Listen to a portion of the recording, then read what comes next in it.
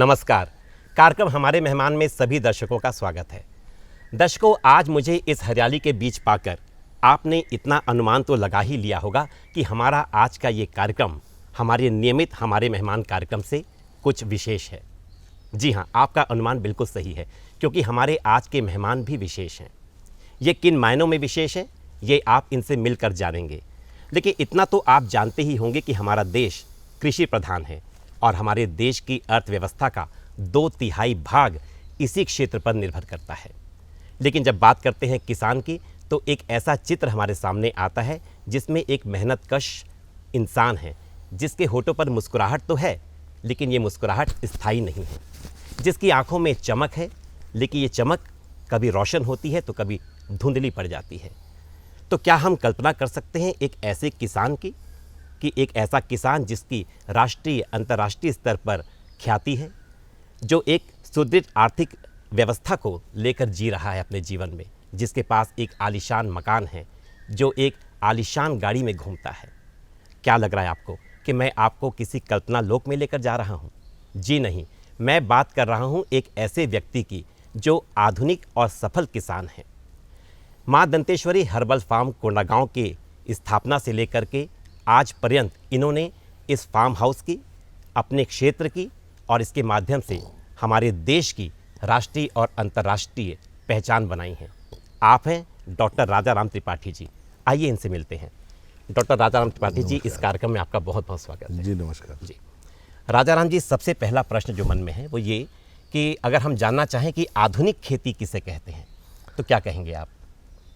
देखिए, आधुनिक खेती तकनीक के मामले में तो मेरा मानना है जी। जो हमारी परंपरागत खेती थी उसी ओर जा रही है। वापस हम गोबर की खाद और गौमूत्र और बिना रासायनिक खाद के, बिना रासायनिक दवाइयों की खेती की ओर बढ़ रहे हैं, जिसे टिकाऊ खेती कहते हैं। लेकिन मुख्य रूप से आधुनिक खेती जो है बाजारोन्मुख खेती, यानी जो बाजार की डिमांड है उसकी खेती को हम आधुनिक खेती कहेंगे, जो राष्ट्रीय बाजार और अंतर्राष्ट्रीय बाजार दोनों की आवश्यकताओं के अनुरूप खेती हो। जी जी।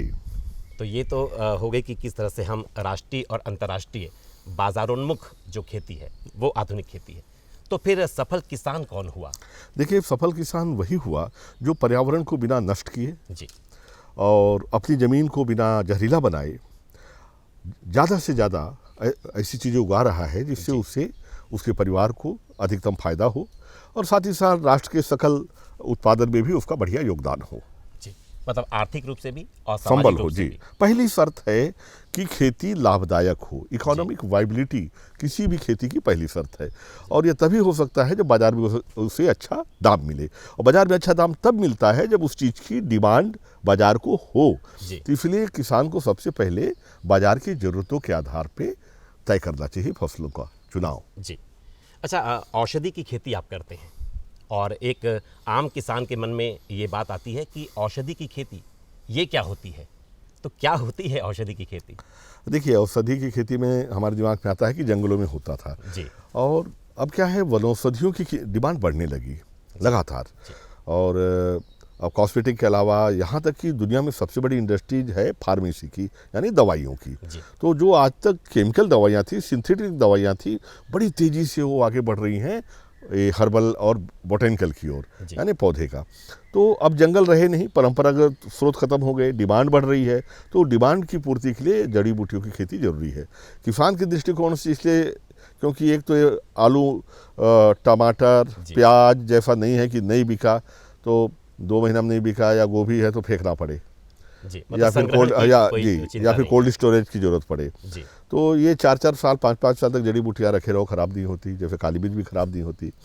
दूसरा क्या है कि ये चीज़ें ग्राम में बिकने वाली चीज़ें हैं, इसलिए इसके रेट ज़्यादा होते हैं।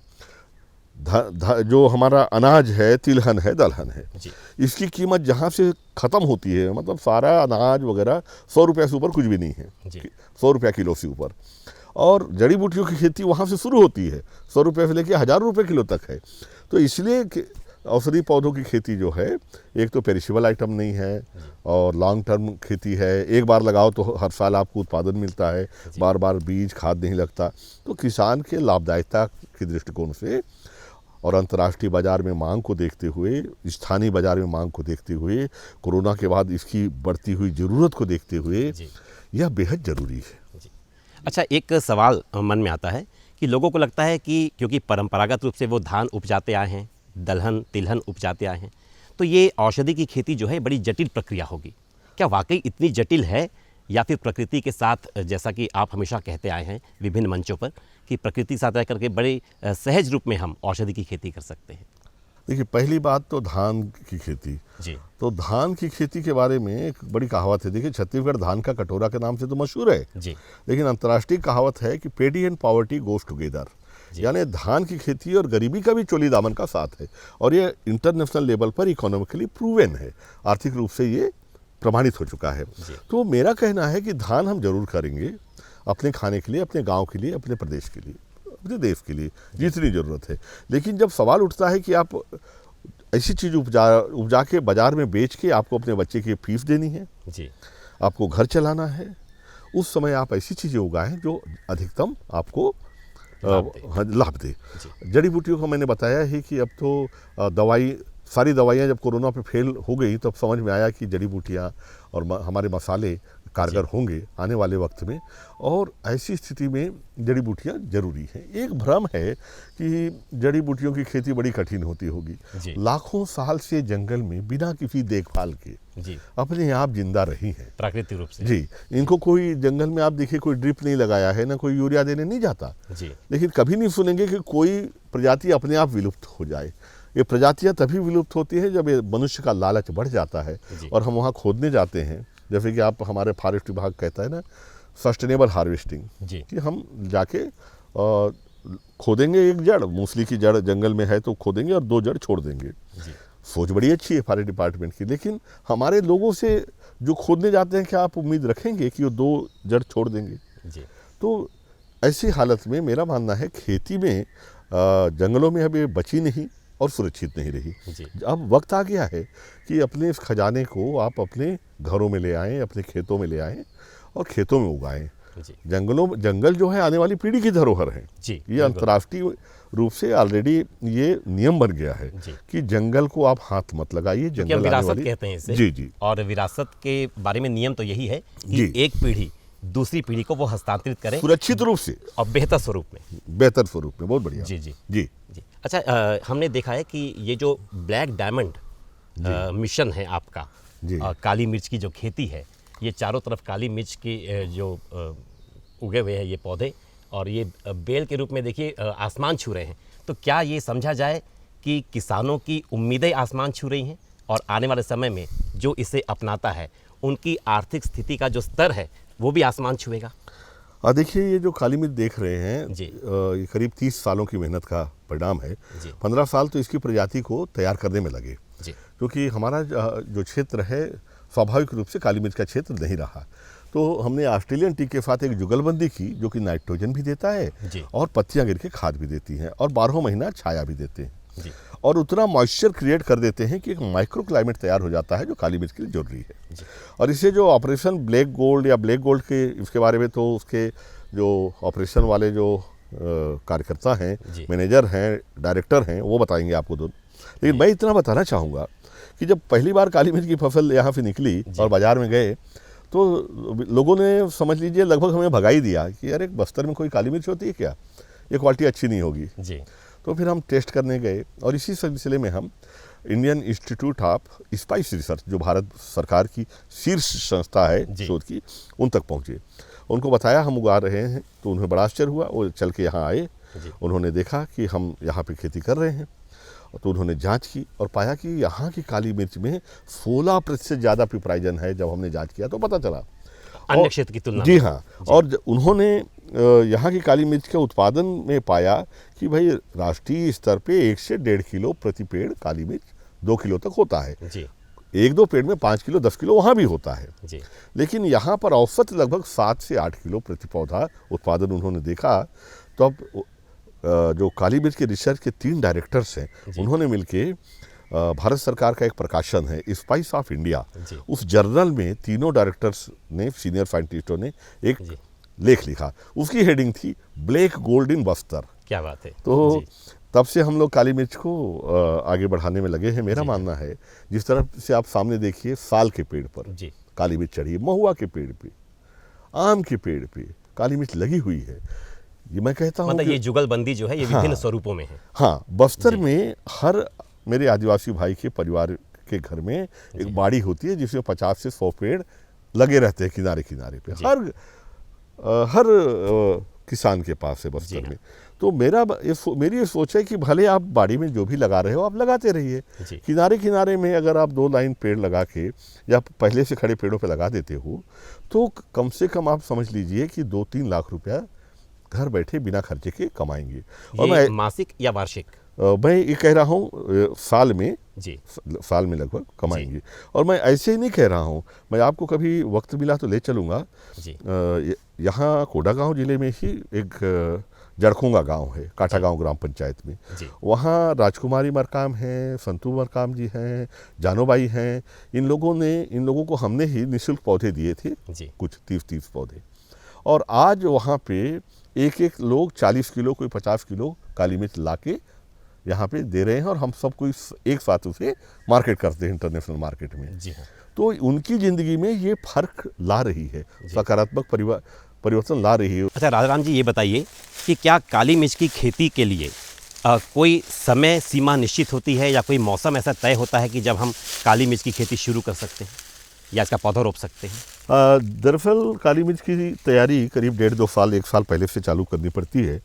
फलने वाले पेड़ों की कलम ली जाती है और पौधे तैयार किए जाते हैं और जून जुलाई में लगाया जाता है। और ये जो विशेष किस्म है जिसे माँ दंतेश्वरी 16 का नाम दिया गया है, ये इसकी खासियत ये है कि यहाँ से फलना चालू होती है। देखिएगा, इधर देखिए, जाएंगे इसे वो डगाल, हाँ पूरा उठा देंगे। तो ये आप देख सकते हैं कि एक गुच्छे में 60-70 हैं और 1 फीट में करीब 100 गुच्छे हैं, आप देख सकते हैं। और ये जो लगभग 100 फीट तक ऊंचाई तक फलती है, ये इस वैरायटी की खासियत है। और इसकी खेती बड़ी इजी है। इसे हम कहते हैं IPS प्रोटेक्शन सिस्टम है। ये जो चींटियाँ हैं, चींटियाँ चल रही हैं और ये जो मकड़ी के जाले यहाँ जगह जगह पे लगे हुए हैं, ये सारे के सारे कीटों से, हानिकारक कीट पतंगों से बचाते हैं और बीमारियों से भी बचाते हैं जो मकड़ी के जाले लगे हुए हैं पौधे को। जी हाँ। तो कोई पूरी अगर प्रक्रिया को समझना चाहें कि कहाँ से शुरुआत करते हैं और बाज़ार में जाने के लिए जो स्थिति होती है काली मिर्च की, इस पूरी प्रक्रिया को अगर हमारे जो कार्यक्रम देख रहे हैं किसान या दूसरे युवा कैसे समझ पाएंगे उसको? देखिए, सबसे पहले तो काली मिर्च को सहारे की ज़रूरत है।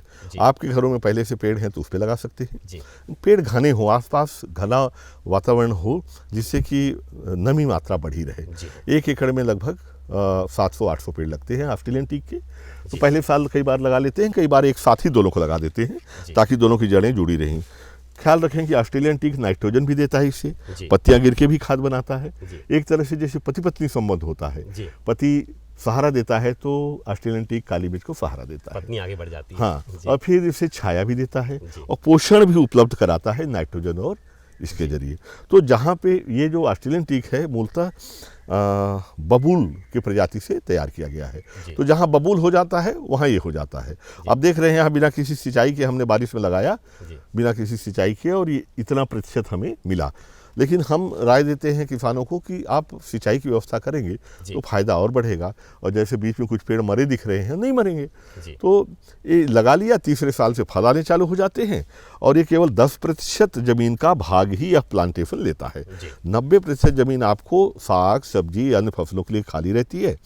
आप करें, जैसे अभी आपने देखा सफ़ेद मूंगफली और हल्दी लगी हुई है पेड़ों के नीचे में, क्योंकि सारी जड़ी बूटियाँ कंद वाली फसलें छाया में ही होती हैं, उनको तो छाया ज़रूरत है।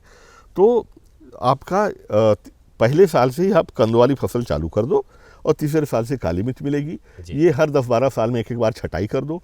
पेड़ की छटाई करके लकड़ी बेच दीजिए और इनकी छटाई कर देंगे तो उत्पादन अगले साल और अच्छा आता है। यही मेरा प्रश्न था कि ऑस्ट्रेलियन टीक जो है वो काली मिर्च को सहारा देने के अलावा और किन रूपों में किसी भी व्यक्ति को सहारा दे सकता है? 8 से 10 साल में लगभग 3 से 4 करोड़ रुपया का लकड़ी देता है। ये टीक से 21 नहीं है तो 19 भी नहीं है। अच्छा, जो बस्तर में पाया जाना सागौन जी, जो सागौन 4,000-5,000 रुपया क्यूबिक फीट बिकता है, जी उसके hardness, density, veneers and physical appreciation चारों पैरामीटर पे यह जो है सागौन के बराबर बैठता है। तो किसान की आमदनी मतलब रियल इस्टेट कमाने वाले से भी ज़्यादा बढ़ जाती है। जरा सोचिए कि 10 साल में अगर 1 एकड़ में 3-4 करोड़ की लकड़ी निकलती है, जी। यानी प्रति साल उसे 30 लाख रुपया इनकम हुआ जी जी। और काली प्रति मिर्च से, एकड़, हाँ प्रति एकड़। प्रति एकड़, जी। और जो काली मिर्च से हो रहा है जी। रिकरिंग, जैसे कोई पहले, ऐसा नहीं कि पहले साल से बहुत ज़्यादा आमदनी होगी, जी हाँ। तीसरे साल पहली बार फलेगा तो हो सकता है प्रति एकड़ आपको जी। 1 लाख 1.5 लाख हो। तो ये सोने पे सुहागा हो जी, गया। फिर वो बढ़ते जाएगा रिकरिंग, जी। आपको खर्चा कुछ नहीं करना है। जी। अब जैसे जैसे ऊंचाई बढ़ेगी, प्रोडक्शन जोन बढ़ेगा, जी। वैसे वैसे फायदा बढ़ेगा। लेकिन एक बड़ी चीज़ ये है कि किसान जो हार रहा है वो रिकरिंग एक्सपेंस, यानी लगातार उसके जेब से जो खर्चे हो रहे हैं। जी हाँ। किसान की जेब में जो छेद है कि कोई भी खेती करे तो सबसे पहले 3 बार जुताई करे, सही है। पैसा लगेगा, जी फिर बीज खरीदने जाए पैसा लगेगा, जी। खाद खरीदने जाए पैसा लगेगा, पैसा लगेगा। दवाई के लिए जाए पैसा लगेगा, लेबर अगर चाहिए, धान रोपा लगाना है तो पैसा लगेगा। आप मान लो कि 1.5 लाख 2 लाख और लगा, जी और आपने ग्रीन हाउस बना लिया केवल 1.5-2 लाख में, जबकि ग्रीन हाउस की लागत 1 एकड़ की 40 लाख है। जी और ये जो नेचुरल ग्रीन हाउस है जो कि ऑलरेडी पेटेंट के लिए, इंटरनेशनल पेटेंट के लिए अप्लाइड हो गया जी। भारत की ओर से। क्या बात और ये जिस मॉडल पे आप खड़े हैं, है। जी तो ये मॉडल जो है सस्टेनेबल मॉडल है, ऑक्सीजन देता है, जी ओजोन परत को बचाता है, और आपको 35-40 लाख की लकड़ी देता है, जी। बीच में खाद बना के देता है, नाइट्रोजन देता है, यूरिया की जरूरत नहीं पड़ती, और साथ ही साथ केवल 1.5 लाख में तैयार हो जाता है। जी। वो 40 लाख, ये 1.5 लाख। 1.5 लाख। वो 40 लाख 10 साल में जीरो हो जाता है, ये 1.5 लाख जो है आपको 50 साल तक इनकम देता है हर। ये जी, 10 गुना हो जाता है। जी। जी तो ये अंतर है, इसीलिए इसे टिकाऊ खेती या आधुनिक खेती हम कहते हैं। जी। राजाराम जी, इस मोड़ पर अब सवाल ये उठता है कि बाजार में हमारी उपज पहुंचे, अच्छा दाम मिले, तो इसके लिए उसे प्रसंस्करण के रास्ते से होकर गुजरना पड़ता है। तो इसकी क्या व्यवस्था कोंडागांव ज़िले में है, और किस तरह से नव किसान जो है वो इसका फ़ायदा उठा पा रहे हैं? देखिए, प्रसंस्करण बेहद ज़रूरी है, जी। मूल्यवर्धन उससे होता है। और जैसे कि मैं बताऊं कि अमचूर, हर साल बस्तर में बहुत बड़ी मात्रा में अमचूर तैयार होता है, लेकिन कई जगह स्टील का जहाँ चाकू उपयोग करते हैं, जहाँ छाया में सुखाते हैं, एकदम सफ़ेद अमचूर मिलता है। उसका रेट जो है, जो साधारण रूप से गांव में जो लोहे का चाकू लगा के धूप में सुखा रहे हैं, जी। जहां काला हो जा रहा है अमचूर, उससे डबल है, काले वाले सफ़ेद का डबल है, जबकि केवल सही प्रसंस्करण का तरीका करने की जरूरत है।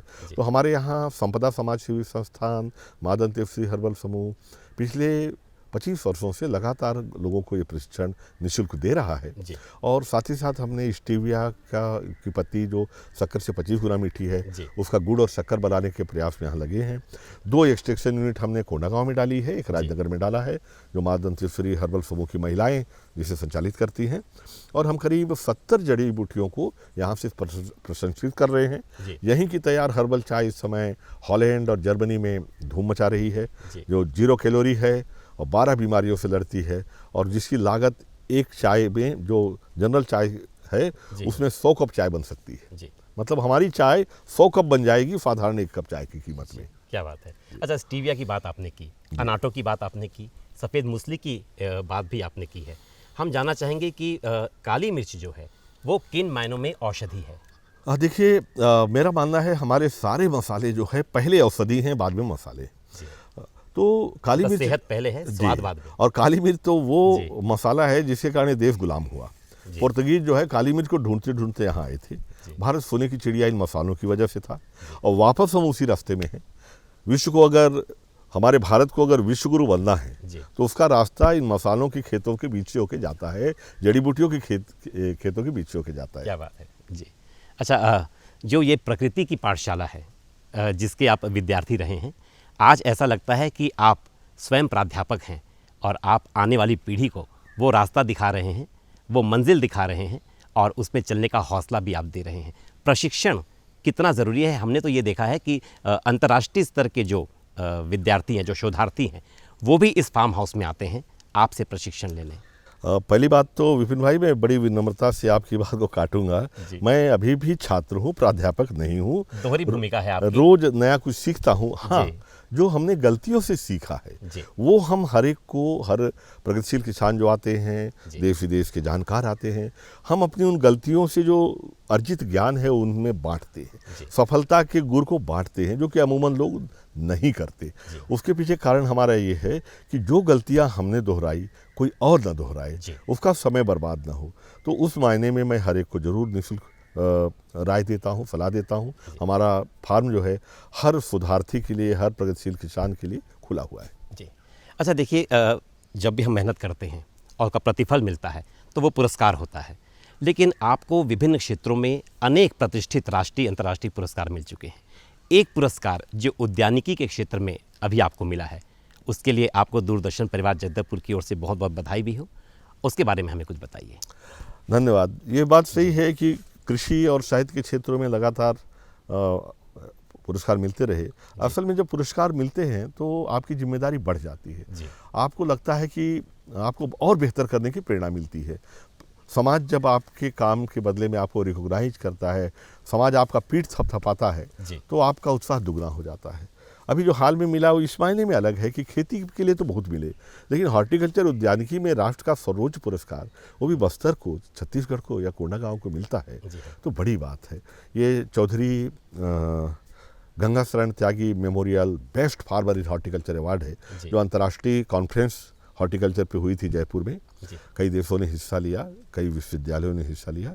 उसमें Bharat Indian council of agriculture research ICAR के साइंटिस्ट वाइस चांसलर के साथ मिला।